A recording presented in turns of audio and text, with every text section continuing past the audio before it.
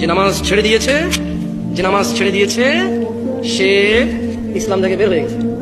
আর যে নামাজ ছাড়েনি শত অন্যায় অবিচার পাপ থাকবে, আল্লাহর সাথে তার সাথে ক্ষমা চাইবে, আল্লাহ মাফ করবে, আর করবে না, প্রতিশ্রুতি দেবে, আবার মানুষ হিসেবে দুর্বল হয়ে যাবে, আবার আল্লাহর কাছে মাফ চাইবে, লজ্জা পাবে না, আল্লাহ আবার মাফ করবে।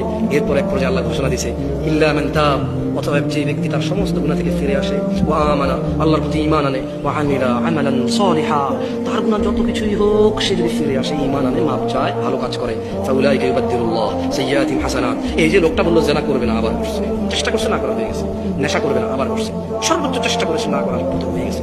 এই যে লোকটা নামাজ মিস করে ফেলেছে, চেষ্টা করেছে সর্বোচ্চ পড়ার, হঠাৎ দেখে গেলে মিস হয়ে গেছে, তো আল্লাহ কোরআনুল কারীমে সূরা ফুরকানে বলছে যে লোকটা ইল্লা মান তাব, হাজার সহস্র কোটি অপরাধ থেকে মাপ চেয়ে ফিরে আসলো, ওয়া আমানা, এরপর ঈমান নিয়েছে, ওয়া আমিলা আমালান সালিহা, মাপ চাইছে, ঈমান আনছে, কিছু ভালো কাজ করা শুরু করে দিয়েছে।